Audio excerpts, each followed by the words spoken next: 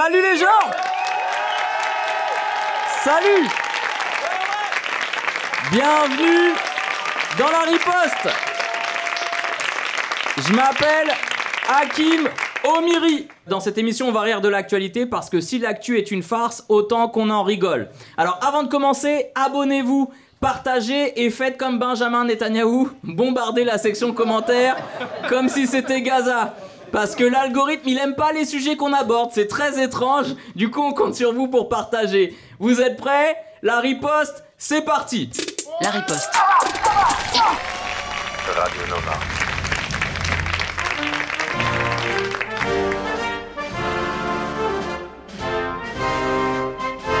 Ça y est, j'ai décidé d'être belge. Ouais, pas pour les impôts, je vous rassure, pas pour la météo et pas pour le mac and peace là, votre statut de gamin tout nu qui pisse en public devant des adultes qui prennent des photos de son zizi là. Vu le passif de votre pays, c'est pas une très bonne idée, c'était pas obligatoire. Moi je kiffe la Belgique parce qu'elle a déclaré à la Cour internationale de justice qu'Israël a menti en qualifiant l'UNRWA d'organisation qui emploie des terroristes. Alors l'UNRWA, c'est une association qui vient en aide aux réfugiés. Et Israël, c'est ceux qui créent les réfugiés. Ouais, mais c'est l'UNRWA les terroristes. C'est eux les terroristes. D'ailleurs, Israël, ils sont comme le même de Drake. Tu sais quand ils font de la nourriture? Non. Des bombes? Alors doucement, ouais, tu peux applaudir. Alors doucement la Belgique, hein. Faudrait pas que je vous kiffe plus que mon pays, alors que vous avez aucune Coupe du Monde.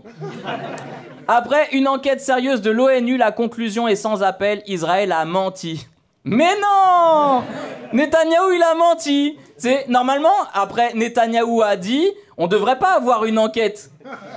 Bah c'est faux en fait, on le sait quoi. Même quand il dit bonjour, c'est faux en vrai. Pour Netanyahou, le mensonge, c'est comme un territoire occupé. Il est chez lui, tu vois.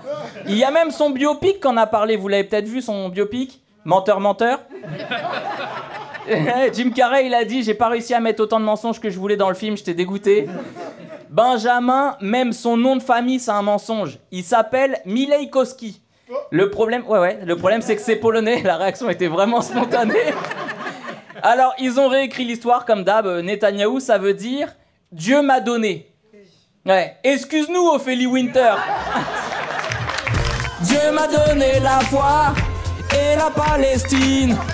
J'ai dans le cœur la haine de tous les Arabes. Dieu m'a donné la foi et l'immunité. J'ai dans la poche les couilles de Trump et Macron. Quoi? C'est pas ça les paroles? C'est pas ça? J'ai pas dû me tromper de beaucoup, je pense que je devais pas être loin des paroles originales. Hein. Il n'y a pas que Netanyahou qui s'en prend aux associations parce qu'en France, il y a Retailleau qui veut dissoudre Urgence Palestine. Ouais, vous avez le droit. Dissoudre, juste le mot, ça doit l'exciter quand il parle des Arabes. Il veut aussi dissoudre la jeune garde antifasciste. Vous réalisez ou pas? Retailleau, il déteste vraiment les associations de gauche. Vous rigolerez moins là quand il va dissoudre les brunchs dans le Marais. Parce que là vous allez sortir dans la rue, je vous connais. En parlant de la gauche dissoute, on va accueillir celui qui a dissous son coiffeur la dernière fois qu'il est venu. Ouais, il est venu tailler la gauche la dernière fois, là il avait des remords, du coup il vient tailler la droite. Mesdames et messieurs, Urbain s'il vous plaît.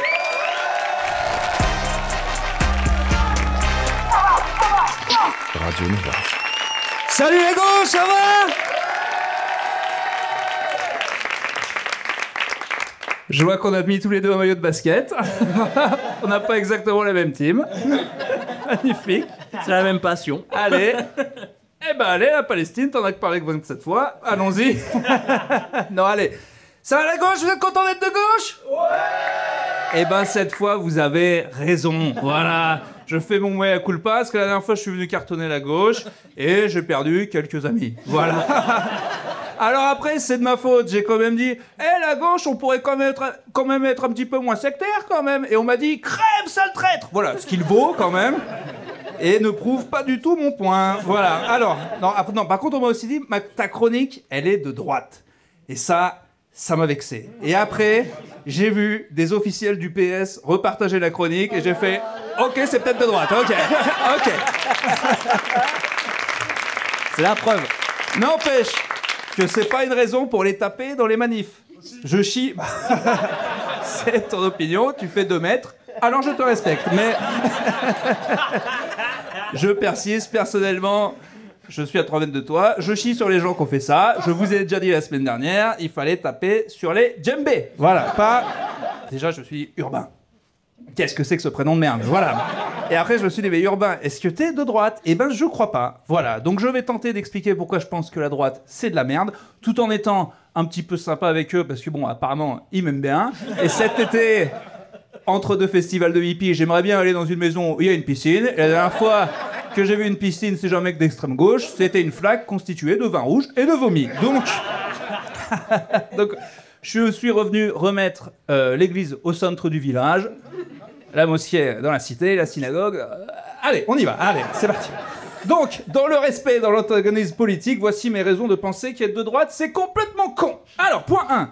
Pour moi, les gens de droite sont des utopistes. Et ça vous surprend. Parce que c'est souvent les gauchistes qu'on traite d'utopistes. Alors que moi, ça m'énerve. Parce que les gens qui disent peut-être qu'avec toutes les richesses du globe, si on partageait un peu mieux, il y aurait peut-être vachement moins de pauvres. Ça, apparemment, c'est un truc de fumeur de shit. Mais les mecs qui disent le libéralisme, c'est ok, mec, on a vraiment rien à changer. Eux, c'est les gens sérieux. C'est les gens qui te disent mais du pétrole, mais il y en aura toute la vie, mec. Et si on n'a plus, on trouvera autre chose. Et puis on n'a pas besoin de partager l'argent, il ruisselle sur nous. Mais qui c'est les hippies? C'est eux, voilà, ça n'a aucun sens. Moi, l'utopie, j'ai arrêté quand j'ai arrêté le shit à 16 ans, donc c'est fini. Point 2, la droite, c'est le camp de la violence. Et moi, la violence, je suis contre. Comme Gandhi, car physiquement, comme lui, je ne peux pas me le permettre. Voilà. Alors la violence, pareil, ça c'est un truc de gauche. Apparemment, c'est nous les sauvageons et eux, c'est l'ordre. Mais la gauche, c'est pas la violence. La gauche, c'est les gens qui essaient d'empêcher la violence. La gauche, c'est des gens, en fait, ils aiment les riches parce qu'on n'arrête pas de leur dire « Hé les gars, on a parlé aux autres, ils vont vous botter le cul, en fait. » Il s'agirait que vous commenciez à donner un petit peu, sinon, le peuple, il va s'énerver et ça sera pas Jojo. Vous pouvez faire tout le MMA que vous voulez, on va vous botter le fion, voilà. La gauche, en fait, on en est à ce stade où on est en boîte de nuit, le DJ, c'est le fils du patron, ça fait 2 heures qu'on le prévient que s'il continue à mettre du sardou, on va lui péter la gueule, et que ça serait bien qu'il mette un petit bande organisé pour calmer tout le monde. Et au final, il va quand même se faire péter la gueule, et après on va dire que c'est de notre faute, alors qu'on aura prévenu. Bande de petits hypocrites de merde. Voilà. Voilà. Ça, c'était encore bien nuancé. Bravo Urbain, tu vas te faire des amis. Point 3 et dernier point, la droite, c'est le camp de l'instinct, pas de la réflexion. Et ça m'énerve. Ça aussi, c'est un argument à eux d'habitude. C'est les mascus de droite qui aiment bien dire les hommes, c'est réflexion, et les femmes, c'est émotion. Donc moi, j'ai bien réfléchi, on peut les agresser, le lendemain, s'en souviendra plus, seront passés à autre chose. Voilà.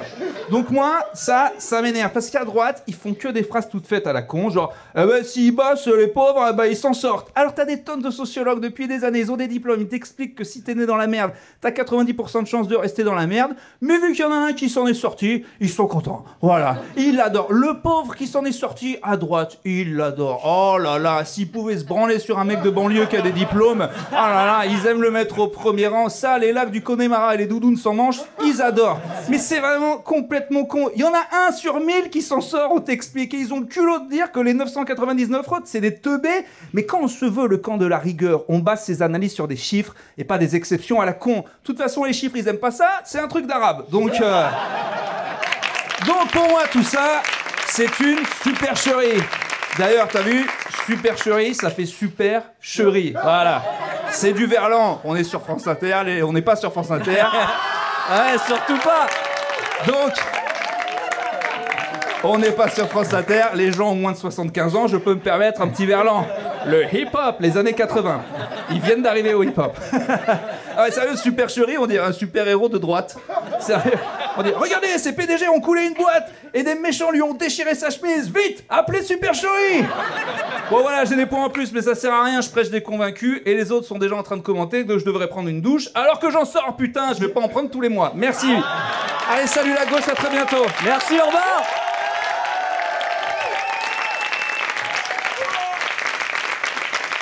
Urbain qu'on peut retrouver sur ses réseaux sociaux. en tapant Urbain, parce que, bah évidemment, il n'y a que lui. Il est aussi sur scène le 7 juin au Point Virgule et bientôt au République. Donc rendez les artistes de gauche riches, comme ça, qui se détruisent avec de la drogue de bonne qualité. Tu vois, c'est juste ça. Allez, on enchaîne. Info, buzz de mec. Vous avez forcément vu passer le dilemme 100 hommes contre un gorille, qui gagne. Ah, c'est fou, hein. Tout le monde avait son commentaire, il avait son point de vue, etc. Alors moi j'ai un autre dilemme à vous proposer.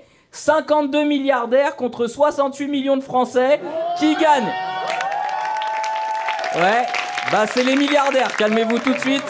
Ah oui, parce qu'on le voit tous les jours que c'est eux qui gagnent. Déjà, 1 milliardaire contre l'Afrique, c'est Bolloré qui gagne, donc on l'a vu. Mais la stratégie, elle est différente avec eux. Eux, ils achètent des médias pour qu'on se batte entre nous. C'est comme si tu mets 100 mecs face au gorille, et il y en a 70 qui se mettent à tabasser 30 des leurs pendant que le gorille il mange des bananes en riant. Ouais, il y a des gens qui réfléchissent au combat en disant alors oui, les 50 premiers hommes ils vont mourir, mais après, oui, d'accord. Mais c'est qui les 50 premiers? Hein? C'est qui? C'est les plus pauvres. C'est les prolétaires. C'est des masses laborieuses. Des agriculteurs qui s'en sortent pas. Des femmes de ménage qui vont laver les chiottes de bourgeois qu'on la chiasse parce qu'ils sont mis une tôle au champagne la veille. C'est le livreur à vélo qui ramène la commande sous la pluie, par -4 en hiver. Et quand il arrive en bas de l'immeuble, toi tu veux pas descendre d'un étage parce que t'as commandé une livraison devant la porte. Et là tu vas lui mettre une seule étoile parce que ton plat il est tiède, mais il fait -4. C'est la science, enculé. C'est eux qu'on envoie en première ligne, comme la chair à canon. C'est eux qu'on envoie en première ligne. C'est les tirailleurs sénégalais. C'est les indigènes. C'est ces gens-là qui ont été colonisés. Alors non, tous ensemble, il faut refuser le combat contre le gorille. Il a rien fait, le gorille. Il veut juste manger du bambou. Battez-vous plutôt pour vos droits, pour la France, pour la famille, pour la patrie, pour l'honneur au travail, pour que le travail rende libre. Pour que... Attends, c'est quoi cette merde? Parce que... Non, attends, c'était pas ça le texte à la base. Putain, il y a écrit buvez du coca. Qui c'est qui a écrit mon texte à la fin là? C'est quoi cette merde? Bon, tu sais quoi, on va vérifier avec un des auteurs de ce texte, mesdames et messieurs. C'est un des auteurs de l'émission. On l'appelle le dépeceur, le découpeur, mais aussi le décapsuleur. Mesdames et messieurs, faites du bruit pour notre roster préféré, Pierre Metzger, s'il vous plaît. Radio Nova. La riposte. Ouais. Vous voulez du sang? Je vais vous en donner. Juste un truc, pendant ma chronique, regardez bien la tête d'Hakim. S'il vous plaît. Par applaudissement, qui aime Hakim? Putain, c'est même pas la majorité du public. Frère, je crois que même les gens de Nova n'ont pas applaudi. Ça commence mal, hein. Là, ça commence très mal. Oh là là. Non, aujourd'hui, on va tester un peu l'autodérision de la gauche, ça vous va? Ouais, c'est bien. Parce que nous, on est toujours là en train de se foutre de la gueule des autres, mais on va voir si on arrive à se foutre de la gueule de nous-mêmes, ok? Allez. Du coup, aujourd'hui, Ouais. c'est le roast d'Hakim Omiri. Ouais. Vous êtes beaucoup trop contents. Hein. Aujourd'hui, on éteint des carrières. Merde, j'ai pas de carrière. Allez, c'est parti. Hakim, Ouais. ta carrière a 18 ans. Non. Vraiment, je pense que ça s'applaudit, non? Félicitations, Hakim. Hein. Quelque part, on peut dire que ta carrière est majeure. Oui, c'est vrai. Je me demandais, c'est pour ça que Norman fait plus de vidéos avec toi? Non, parce que il était co-auteur pour Norman Tao. Bouh. À l'époque où c'était classe. Du coup, les SMS qu'il envoyait à des mineurs, c'était de toi? Je vous en lis un pour le plaisir. De plus en plus sexy, toi. Plus tu grandis, plus tu es bien faite. Mesdames et messieurs, Hakim Omiri. Cet enculé. Eh, c'est quand même fou de se dire qu'aujourd'hui il dénonce les pédocriminels alors qu'avant il bossait pour eux. Eh. Mais attendez, avant de continuer, je tenais vraiment à le féliciter. Non, je tenais à te féliciter parce qu'il y a 2 semaines dans l'émission, il a dit qu'il avait eu un cancer. Oui, c'est vrai. C'est vrai. J'imagine pas le courage qu'il lui a fallu pour vaincre cette maladie, vraiment. Mais du coup, j'ai une question pour toi, Hakim. T'as réussi à vaincre ton cancer, mais t'as pas réussi à vaincre ton antisémitisme. Est-ce que quelque part, on pourrait pas dire que les chimiothérapies sont plus efficaces que la Lycra? Oui, parce que la fachosphère arrête pas de dire qu'il est antisémite. Je le connais personnellement. Non, il est pas antisémite. Il est juste de gauche. Hakim sans le H. Oui. Quel effort d'intégration. Encore un petit effort et il s'appelait Corinne. Ou alors, peut-être que le H est dans son Hall of Fame. Et Hakim, il est tellement antisémite qu'il s'est dit, si personne n'a le droit de porter le numéro 23 de Michael Jordan, je vois pas pourquoi on aurait le droit de porter le H de Hitler. Vous saviez qu'il avait eu la médaille de la bravoure pour avoir sauvé quelqu'un? Ouais. J'imagine que c'était pas un rabbin. Tu sais qui aurait dû avoir la médaille de la bravoure, Hakim? Le militantisme. Pour avoir réanimé ta carrière en fin de vie. Oui. Parce que pour le monde entier, le 7 octobre, c'était un drame. Pour Hakim, c'était un tremplin. On se demande souvent si l'humour engagé est plus drôle. J'ai vu son Marrakech du rire en 2018. La réponse est oui. Comment c'était nul! Oh là là! Tu peux rajouter Montreux. On rajoute Montreux, frérot. Oh là là, le gars parlait de golf, de judo, de muscu. Avant de découvrir qu'il était de gauche, Hakim, c'était un géo du Club Med. Non. Parce qu'aujourd'hui, on l'entend ouvrir sa grande gueule sur la géopolitique, dans des médias, des podcasts, chez l'Humanité. Mais avant, le seul endroit où il pouvait donner son avis, c'était chez France Loisirs. Pour vous dire à quel point sa carrière était en fin de vie, j'ai retrouvé un article de lui dans Le Parisien à l'ancienne. Le titre de l'article, c'était « Il reste des places pour Hakim Omiri ». Je te jure, c'est vrai. Il reste des places, mon gars. C'est pas un titre, c'est un appel à l'aide. Il reste des places, on dirait une chronique d'Hugo Levent. Ah, tu rafales. Après, je dis, il est drôle. Il est devenu drôle. Ah, restons mesurés. Pour son émission, il a quand même 3 co-auteurs. Tu te rends compte, Hakim? Pour te rendre drôle, il a fallu créer de l'emploi. Quand Mathieu Pigasse a appris qu'on pouvait défiscaliser en investissant dans le social, il s'est dit « Banco ! Je vais relancer la carrière d'Hakim Omiri. »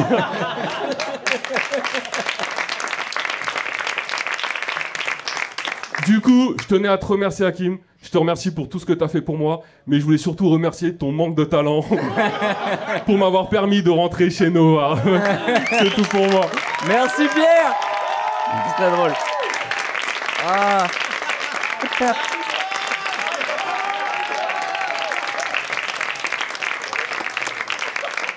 Attendez, je digère là. Tout est pas vrai, d'accord? Bon allez, j'enchaîne, c'est mieux. Mais retrouvez par contre Pierre Metzger en podcast. Il a un podcast, donc le Papinova.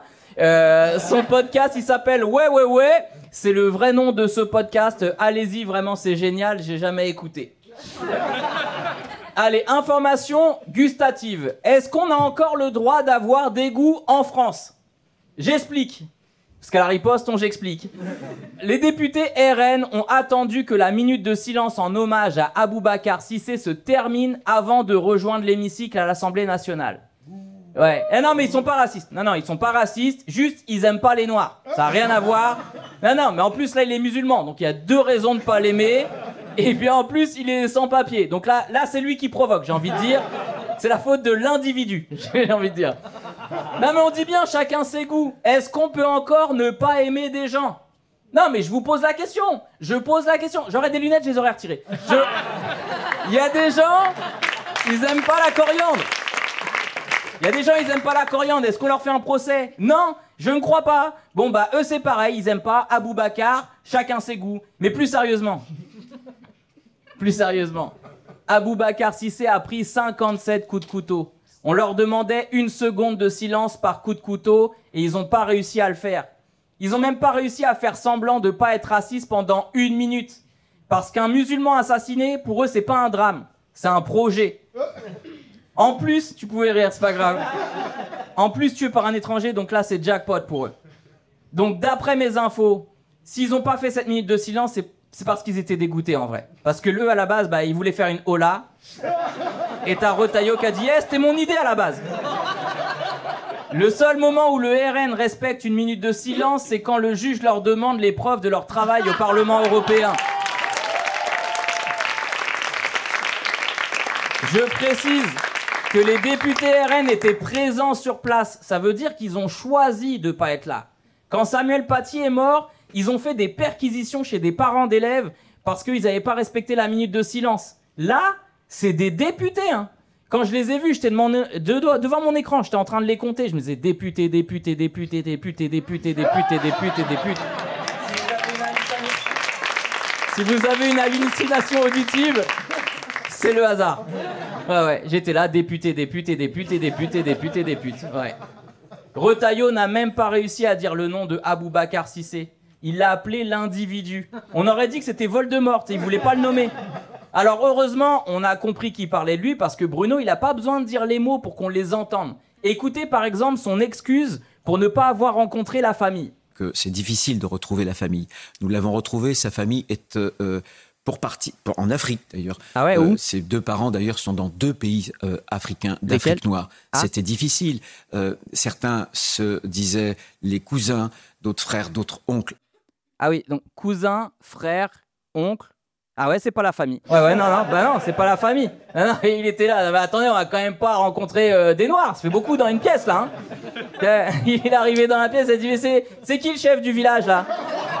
Hein, il a des plumes ou pas pour que je le reconnaisse? Parce que, hein, ouvre la fenêtre déjà. Ouais. Non, mais c'est parce qu'il fait chaud, puis comme vous êtes nombreux, je vous connais. Donc bon. Alors attendez, moi, ministre, toi, qui? Aboubacar, toi connais? Ouais, non mais c'est fou parce que il l'a pas dit, mais on l'a entendu. Non? Vous l'avez pas entendu dire ça? Moi je trouvais. Hein. Et depuis ce drame, on a le droit à un festival. Ceci est une alerte enlèvement. Le terme islamophobie est porté disparu, notamment dans toutes les bouches des élus de droite et d'extrême droite. Si vous voyez un de ces élus, n'agissez pas seul. Ah non, mais il se passe un truc de fou autour de l'islamophobie. Hein. Tu peux couper la musique. Ça a disparu. Mais attention, hein, il y a une raison extrêmement simple. C'est parce que ça n'existe pas. Ouais, les actes islamophobes ont augmenté de 79% cette année. On dirait nos factures EDF. Et comme pour nos factures, le gouvernement, il va rien faire. Hein. Oui, parce que l'islamophobie augmente, certes. On peut la voir, la ressentir. On peut compter les actes islamophobes, mais ça n'existe pas. D'ailleurs, Retailleau a dit ça. Derrière la prétendue islamophobie, bien souvent se cache une vraie judéophobie. Alors là, on est sur une inversion de la réalité. Même Christopher Nolan, il n'a pas réussi à la faire dans Tenet et Memento. Tu sais, il montait le truc à l'envers et ça marchait pas, quoi. J'ai animé une émission sur le cinéma, chant contre contre-chant. Voilà. Ouais, vous pouvez regarder sur YouTube. Auto-promo. Jamie, tu peux venir quand tu veux. Non mais ça veut dire par exemple que les femmes voilées qui se sont fait agresser dans la rue, elles sont judéophobes.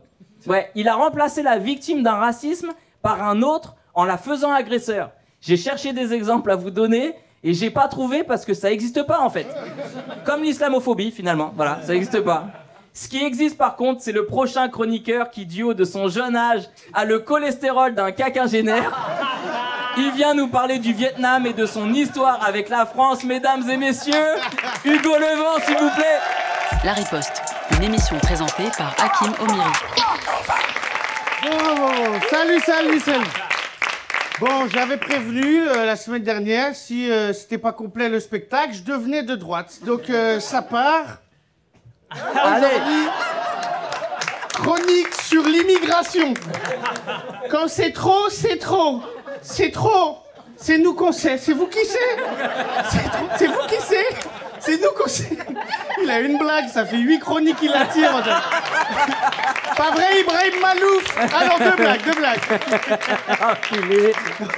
Non, je peux pas. Ok, je suis venu vous parler, voilà, il l'a dit. Je viens vous parler de l'histoire du Vietnam parce que c'était les 50 ans de la réunification du Vietnam, ok? Après la chute de quoi, Hakim? Du mur de Vietnam. Et voilà, hein. Quand il n'y a pas le prompteur, il est perdu, le youtubeur, hein. La dernière fois, sa meuf, elle lui a dit « S'il te plaît, Hakim, dis-moi que tu m'aimes ». Il a dit « Attends, j'appelle mes co-auteurs. »« Allô, Pierre Metzger, qu'est-ce que je dois dire ?» L'histoire entre la France et le Vietnam, c'est la carrière d'Hakim. Hein. On ne sait pas ce qui s'est passé pendant quelques années. Hein. Qu'est-ce qu'il y a, Norman, il voulait plus cross-post. Bah, il a jamais voulu, hein. Ça, il faut que je me venge, parce que la semaine dernière, il m'a annoncé en disant « Il a 22 ans, mais le corps d'un conducteur de bus de 50 ans, je l'ai là. Donc aujourd'hui, il n'y a pas que Papy Nova déguisé en skater qui va te roaster. »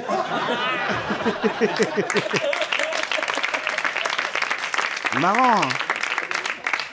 C'est quand même marrant, quoi. En cours d'histoire, l'objectif, c'est d'apprendre les erreurs du passé, ok? Ouais. Mais c'est marrant, on nous apprend jamais les erreurs qu'a fait la France, on nous apprend que les erreurs des autres pays.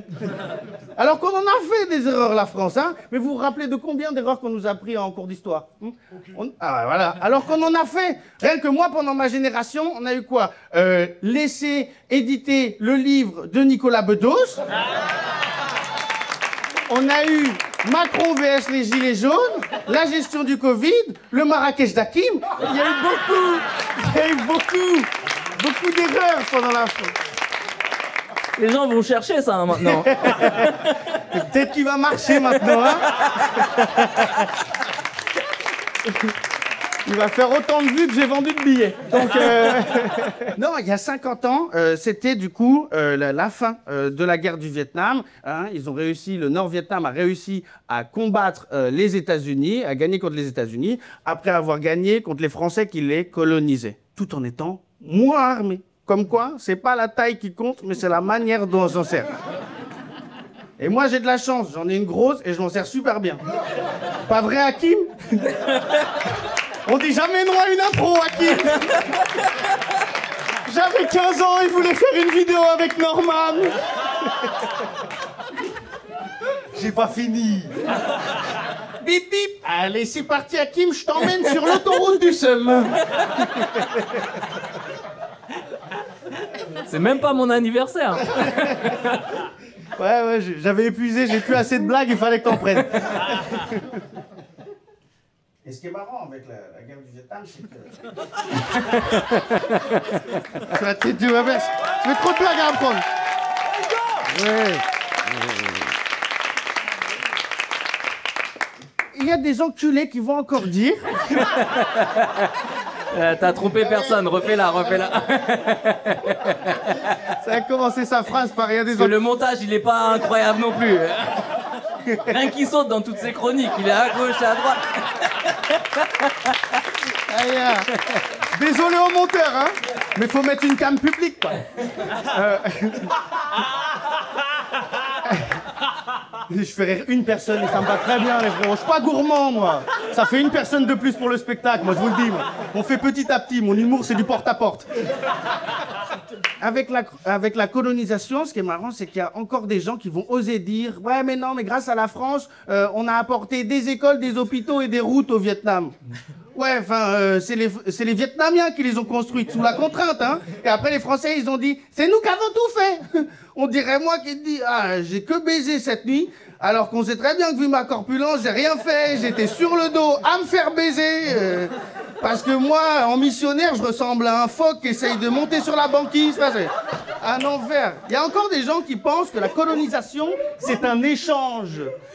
Non, on a ruiné des pays et derrière, on est là, oh, ouais, mais on leur a appris le français quand même. Super, les Vietnamiens, ils étaient là, toi tout prendre à moi avoir faim. Et les Français, on était là. Alors, je vais t'aider. Une phrase, c'est sujet, verbe, complément. Voilà. Allez, galère. 50 ans après la guerre du Vietnam, on n'a toujours pas appris de nos erreurs. Ça se répète, l'histoire se répète avec, du coup, le Vietnam, l'Algérie, aujourd'hui la Palestine.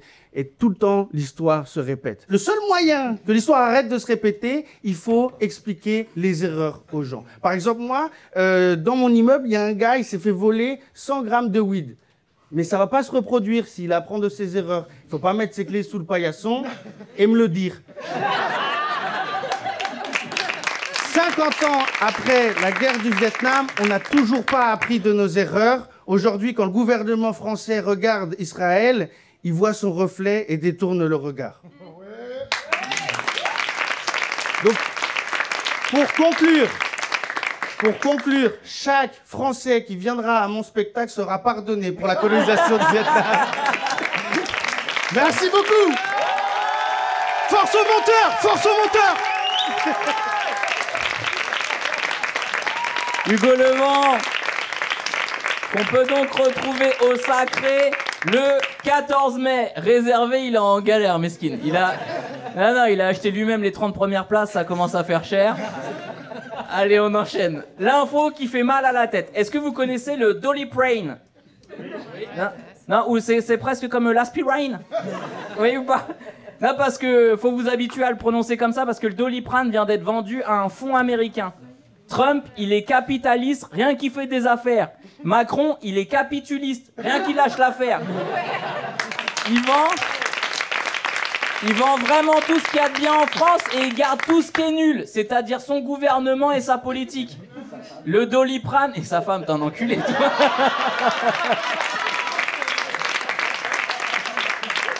Ah, j'ai pas le meilleur public, je crois. Ou peut-être que si. Donc, le Doliprane a réalisé le rêve de tous les rappeurs français, percé aux États-Unis.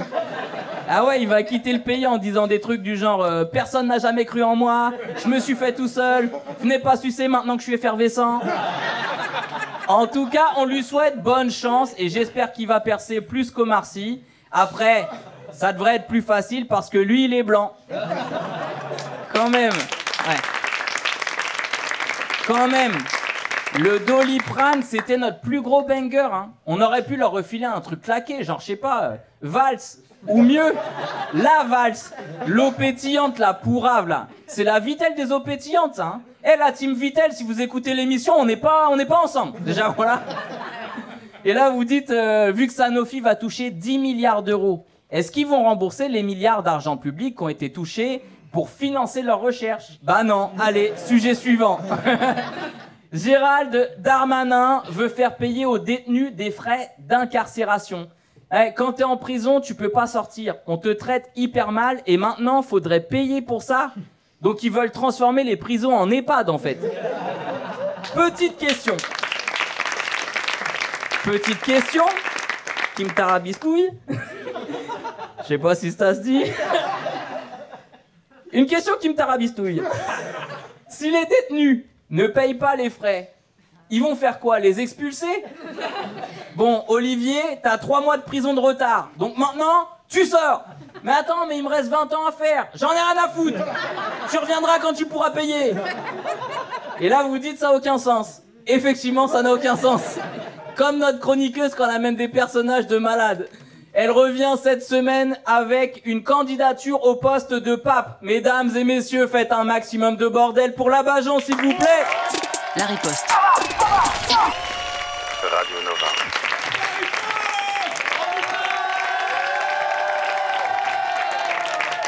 Alléluia, mes sœurs. Alléluia, mes frères. Alléluia, Hakim. Comment ça va, les agneaux de Dieu nourris aux OGM? Bienvenue dans la maison Sainte-Marie de la Gauchiasse. Je me présente, je viens parce que je propose ma candidature en tant que papette. Papesse, paponne, papoute. Papute, ouais. Je sais pas. Oh. Pardon, je sais pas. Sale pape, comme diraient les pauvres de la rue. Que l'absence du Seigneur soit avec vous. Magnifique. Oui, je me présente parce que j'ai vu qu'un noir avait toutes ses chances. Donc à ce stade, je me suis dit, pourquoi pas une femme, hein, je rappelle que Jordan Bardella se présente au présidentiel, donc si une chèvre peut diriger le pays, je vois pas pourquoi une femme ne pourrait pas diriger le Vatican. Merci. Je rappelle que le Vatican ne donne pas le droit de vote aux femmes. Hein, c'est le seul pays au monde, hein, parce que même en Afghanistan, il est juste en pause. Voilà, donc les évêques, c'est juste des talibans qui parlent latin. Voilà. Alors moi, au départ, je suis experte en religion. J'aime toutes les religions. Hein. J'aime aussi tous les prophètes, catholiques, judaïques, même les prophètes islamiques. Hein. Mahomet, Ismaël, Mélenchon, tout le monde. Tout le monde. Après, ça dépend ce que tu préfères, une fête de l'Uma ou un pèlerinage à la Mecque, c'est selon. Excusez-moi, attendez, juste 2 petites secondes, Dieu me parle. Oui? Oui? D'accord, je leur dis. Vous êtes des merdes. Hein. Si, vous arrêtez pas de vous foutre sur la gueule alors que vous avez chacun votre truc. Les chrétiens, vous avez vos églises, les musulmans, vous avez vos mosquées, les juifs, vous avez vos synagogues. Tiens, pour les bouddhistes, il y a même les magasins nature et découverte. Elle est pas contente. Hein. Elle. Hein? Elle. Oui, elle. Dieu est une femme. Ah. Voilà, merci. Oui, Dieu créa le monde en 6 jours. Il a dit que la lumière soit, le soir même, c'était réglé. Un homme, ça met 3 semaines, rien que pour changer une ampoule. Dieu est une femme. Voilà. Ça vous fait mal au cul, hein? D'ailleurs, elle est où, la papesse mobile? Parce que je suis sûre que si je suis élue, ils vont la repeindre en rose, les misogynes. Ça, j'en suis sûre. Si vous continuez à me gonfler, je vais foncer dans la foule avec. Et vous savez ce que je crierai pour conclure? Désolée, femme au volant! Autre chose, je suis pro-préservatif. Pourquoi? J'ai réfléchi. Parce que qui dit plus de préservatifs dit moins d'enfants. Qui dit moins d'enfants dit moins prêtres pédophiles. Donc, une capote en plus dit un bétaram en moins. Merci. C'est important, voilà. Comment? Oui. Ah, c'était ça la phrase entière! Aimez-vous les uns les autres! Parce que les gogoles avec leurs selfies sur Instagram, ils se sont arrêtés à la première partie. Aimez-vous. Ah bah bravo. Alors je vous préviens, j'ai pas de programme. De toute façon, tu sais bien que ceux qui sont élus n'ont pas vraiment de programme. Je vous préviens, je suis nulle à chier, comme les autres. Mais moi au moins, je porterai bien la robe. Évidemment. Bravo! Tu vas me mettre en vent, tu vas me mettre en vent! Tu vas me mettre en vent! Reviens! Ah, Sophie! Tu peux pas me laisser comme ça!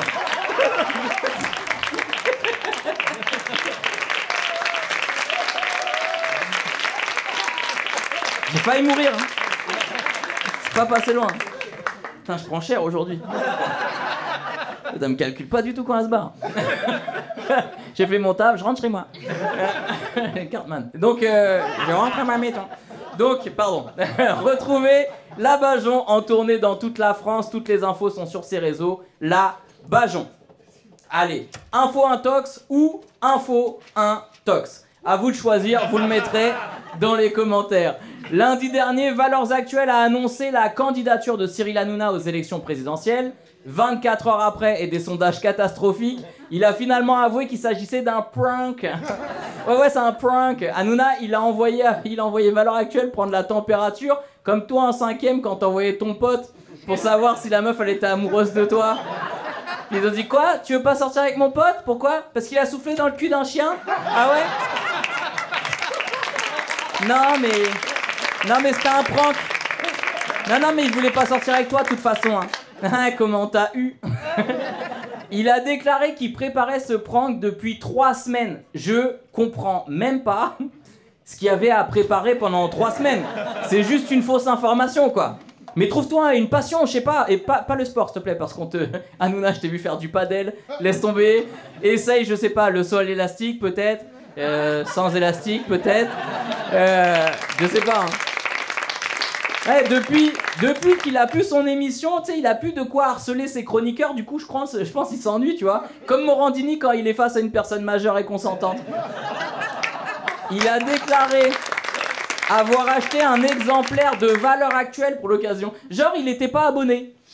Cyril, il aime tellement ce magazine que quand il prête un exemplaire à un de ses potes, on lui dit « Mais pourquoi les pages elles collent ?» Et il fait « Non, mais ça c'était le portrait de Jordan, ça n'a rien à voir. » D'ailleurs, on va rester dans la darka, comme il dit, avec notre prochain chroniqueur. Il vient en porte-parole de l'association « Non, il n'y a pas de privilège blanc ». Mesdames et messieurs, faites du bruit pour Yann Guillaume, s'il vous plaît. Radio Nova. La riposte. Ah là là là là là là, Salam Hayek. À tous et à vous, Samina Seri. En effet, et je te dirais, voilà, wow, allez. En effet, je pense effectivement qu'il n'y a pas de privilège blanc. Voilà. Alors moi par exemple, je suis privilégié déjà physiquement. Et puis voilà, j'ai fait des études importantes, brillantes, 4500 € le trimestre, payé grâce à ma pugnacité, à mon abnégation, à mon talent, à mon papy aussi. Surtout, essentiellement, que lui d'ailleurs, qui a fait fortune dans l'art contemporain en 42-43. Mais pensez aux blancs d'en bas, aux blancs d'en bas de chez moi, quoi, voilà. Eh bien, eux, à force qu'on leur dise, voilà, que c'est plus facile de réussir quand on est blanc, qu'ils sont privilégiés, ben, quand ils échouent, ils dépriment. C'est très difficile. Vous comprenez, Mouloud Achour? Vous comprenez? Non, mais... Oui, non, mais je vous vois arriver. Parce que c'est simple, en fait, comment dire? Regardez... Bernard, par exemple, 49 ans, Nantes, Loire-Atlantique. Lui, s'il loupe un entretien d'embauche, ça ne peut être que de sa faute. Vous comprenez? Eh oui, il n'a pas d'excuse, vous voyez. C'est-à-dire, il peut pas rentrer chez lui et dire à sa femme, ben voilà, tu vois, Nathalie, ils ne m'ont pas pris. Pourquoi? Parce qu'ils sont racistes. Oh là, non. Non, parce que sa femme lui répondrait, ben non, tu t'appelles Bernard.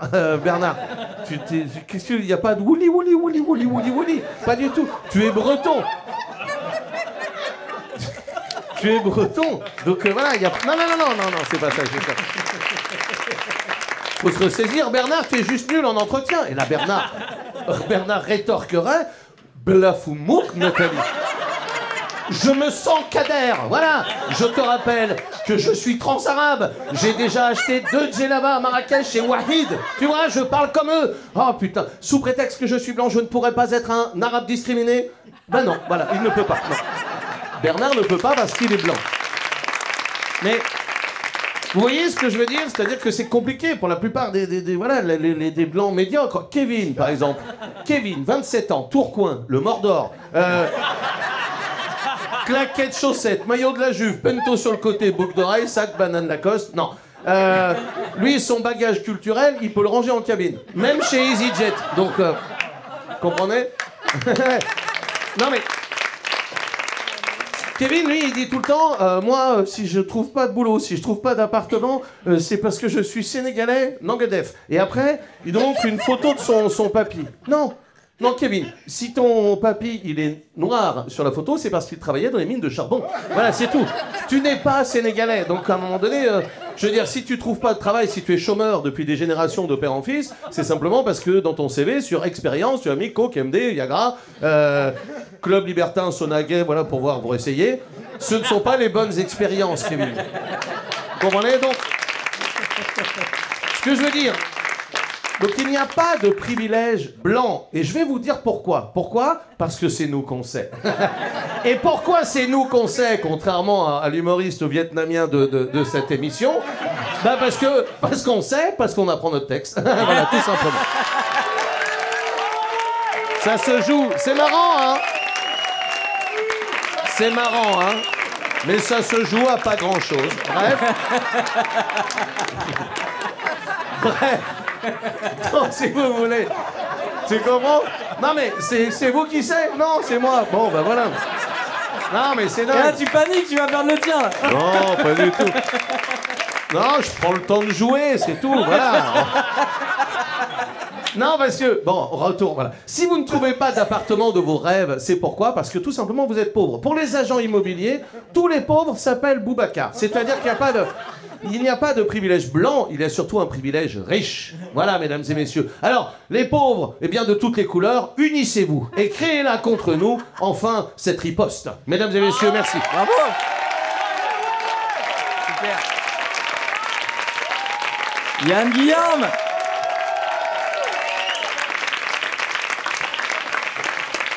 Retrouvez Yann sur scène en tournée dans toute la France et à Paris au Palais des Glaces. Là, il va s'allonger. Qui a dit I have a dream? Marine Le Pen. Marine Le Pen, effectivement. Qui a inventé les congés payés? Marine Le Pen. Ouais. Parce que au dernier meeting, ils ont cité Léon Blum. Putain, mais le RN, même, c'est comme le rap, c'était mieux avant, quoi. Vous jouez les anti-systèmes alors qu'on vous a vu avec Macron attacher un cadenas sur le pont des Arts avant de vous embrasser. Voter contre l'augmentation du SMIC, c'est vous. Contre le gel des loyers, c'est vous. Contre la fin des déserts médicaux, c'est vous. Contre l'égalité femmes-hommes dans la fonction publique, c'est vous. Contre le rétablissement de l'ISF, c'est vous. Contre les riches qui payent moins d'impôts sur la succession, c'est vous. Vous avez été jusqu'à supprimer la proposition de loi visant à interdire les déplacements en jet privé. Donc arrêtez de pleurer sur la justice sociale. Vous me rappelez Bertrand Cantat qui pleure quand Marie Trintignant alors qu'il l'a assassiné. Vous n'êtes pas crédible. Voilà les gens. C'est là-dessus que se termine la riposte. Si vous avez kiffé, partagez, commentez et venez assister à l'émission. Venez aussi nous voir sur scène. Moi, je joue mon spectacle Contexte à Paris et en tournée. Prenez vos billets. Prenez vos billets. Je blague pas, prenez vos billets, je me foutre en l'air. Merci à mon co-auteur, coproducteur et copain Casa. Merci aux auteurs Pierre Metzger, Grégoire D, à tous les chroniqueurs Hugo Levent, Labajon, Yann Guillarme, Urbain et encore Pierre Metzger. Merci à notre ingé son Théo. Merci à notre équipe vidéo Mathieu et Valérian qui vont faire une image nette. Merci à toutes les équipes de Radio Nova, Fred, Emmanuel, Mathieu, Wassila, Manuel, Bastien, Christian, Ninon. Merci au public qui est venu ce soir. On enregistre tous les lundis à 18h30 à Radio Nova pour assister à l'émission. Les liens sont dans ma bio, sur mes réseaux. Et on arrêtera de parler d'infos quand les journalistes arrêteront d'être des clowns. À la semaine prochaine.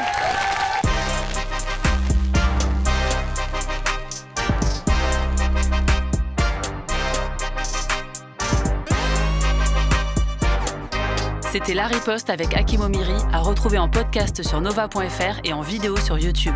Radio Nova.